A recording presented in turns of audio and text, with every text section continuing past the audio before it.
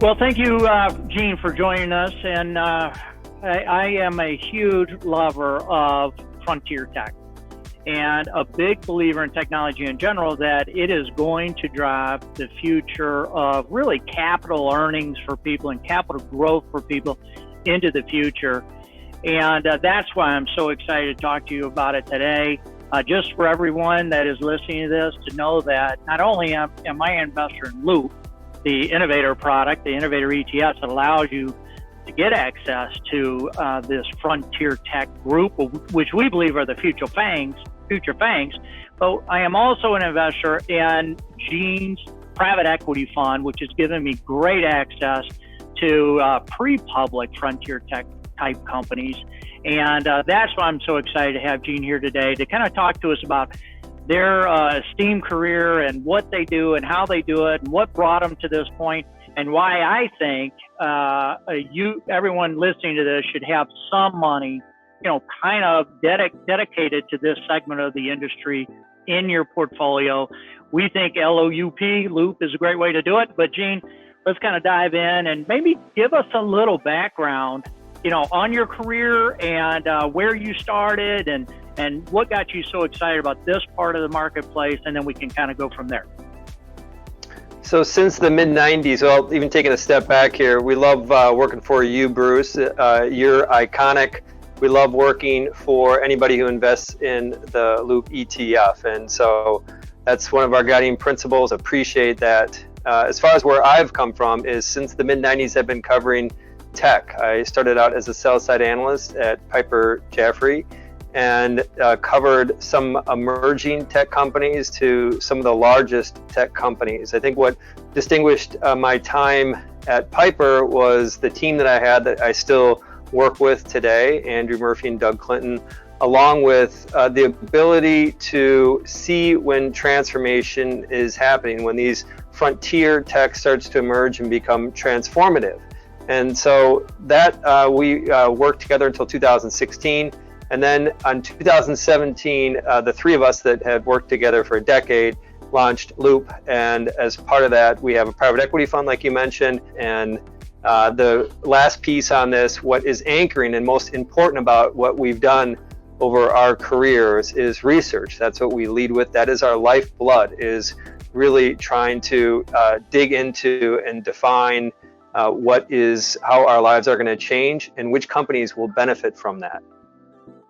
Great. And anybody that's familiar with Gene, you know that he is one of the go-to research groups on Apple and on Amazon and on Facebook on the FAANG stocks. They come to you. And I have to believe that some of that comes from your past at Piper Jaffray, covering these big companies, being seen as a leader in this marketplace. I mean, tell me a little bit about, back when these companies were becoming big companies, what did you see in the FAANG stocks of today back then to cause you maybe to issue buy signals on them? And how does that relate to the fund today, your private equity fund, or even the ETF? So there is a path, there's a map, there's a game plan that we have followed. And the simple takeaway is that every 5 to 10 years, there's a major tech transformation that happens, a major tech wave. And what we have found that when each wave happens, there's a lot of disruption around it. And you could call it disruption, transformation. Ultimately, these are the companies that will be leading. These will be the frontier companies that come out of each wave. And so in the 80s and early 90s, we had the PC. In 2000, the internet. When the internet happened, we would see the opportunity about which surviving internet companies, Amazon, for example, its ability to do more than books. But as we think about the contours of what's happened with Apple, with Google, with Facebook, all these have played off of a wave that comes, and then our unique insight, our contrarian insight around the wave. So to put it in perspective, in Apple's case, it was a computer company, and we believe that it would move from a mobile music company, the iPod, to a mobile device company. And the way we referred to it at the time was a computer in your pocket. That computer in your pocket has ramifications beyond just selling hardware. There's also apps and services that go along with it. And so we were early at identifying not only the hardware opportunity around the smartphone, but also around apps and services. In Amazon's case, one vector and contour that we saw was this acceleration in big data that basically provided them insights into buying behavior that made their products, their destination site, more effective at predicting what you wanted, that drew in more sellers, which created more buyers, this virtuous cycle that happened. So the simple takeaway is we identify a curve, and then we think about what disruption will happen around that curve. And then the final part of your question is, how does that impact what we're doing with our Frontier Index, the Loup Frontier Index today, is that we're identifying these next themes, these next massive trends. They tend to be around artificial intelligence, around computer vision, which is robots, augmented reality and virtual reality, and then the future of mobility and transportation. This is around like autonomous driving. So we know that these are the big curves that are coming, and we're investing around those curves in our current index. I see. And so, to me, the way I look at it, there's these big waves that come through, and we had them come through, and we've done well. And then there's another wave that's getting ready to occur, like kind of the next level.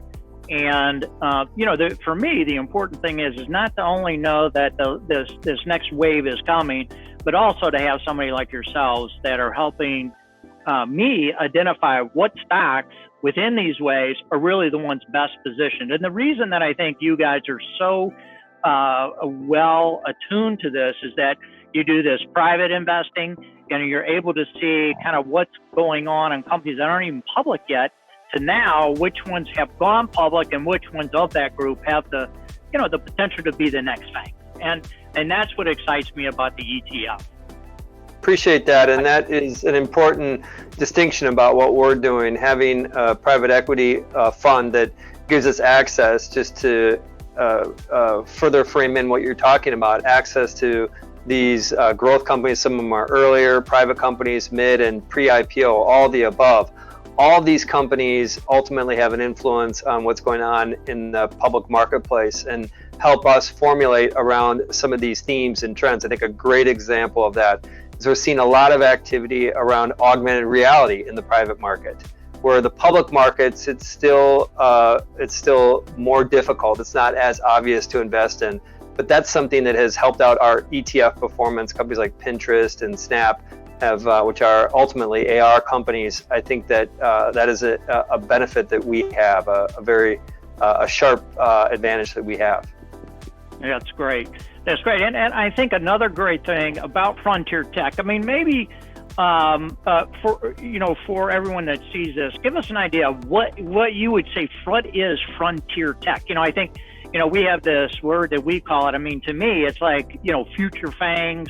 It's the cutting edge of frontier of technology. But do you have anything you would add to that, or what do you think? Really, what are you trying to describe with those terms?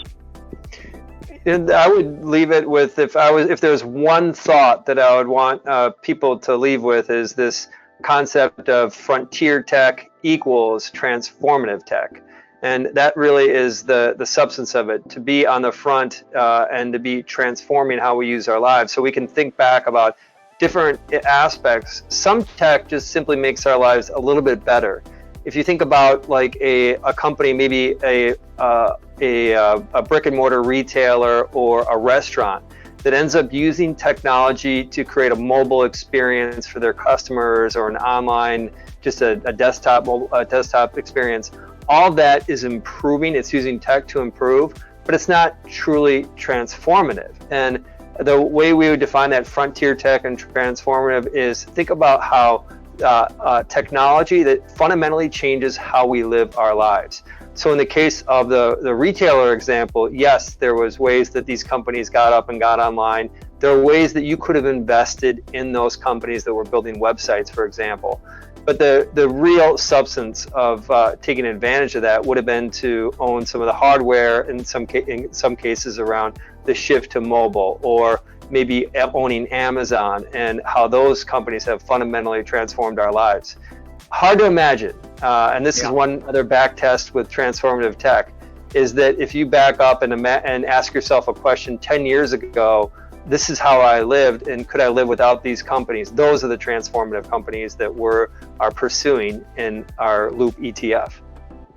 That's a great way to think about it. And I think another thing, the reason I really think that the index and the ETF encompasses frontier tech is that there's really very little overlap with some of these other big indexes or ETFs out there, whether it be the QQQ or others. And I don't know if you have any insight or comments on that, on some of these companies, the FAANGs that have driven those investments, those indexes way up, and their ability to continue to do that. And I think what we encourage people to do is, look, I mean, this has little overlap. Give us some money in here. It's so that you're more diversified within tech. I don't know if you have anything to add to that. We'd add that we were early in identifying FAANG, and FAANG is really important. It's a platform. Think of those as the building blocks now of these next waves. It's really important that you have some FAANG exposure. There are certain companies that we really like within that, companies like Apple and Amazon and Google, and less in FAANG some companies were less optimistic about, Facebook, for example, and Netflix. But we generally would think about still having exposure to some of these big platform companies because they're going to become increasingly important over time. But the way we view that, though, is that appreciation, that investment appreciation, the share price appreciation that large tech has experienced over the last 5 years is almost by definition not sustainable. If you extrapolate that performance on these companies over the next 5 years, you get to $10 trillion plus market caps, which is unlikely.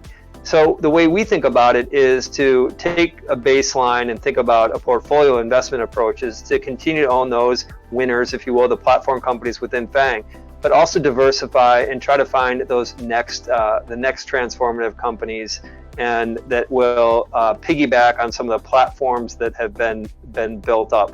Said another way is that FAANG performance is going to be difficult to replicate. And we think that finding this next generation of tech leadership, frontier tech, transformative companies is where the bigger investment opportunity is. Yeah, I absolutely agree. Gene, thank you very much for joining me today, and we look forward to working together in the future. Everyone else taking the time to listen to this, please feel free to contact Innovator and InnovatorETFs.com or give us a call on the phone. Thank you very much. The fund's investment objectives, risks, charges, and expenses should be considered carefully before investing. The prospectus contains this and other important information, and it may be obtained at InnovatorETFs.com. Read it carefully before investing.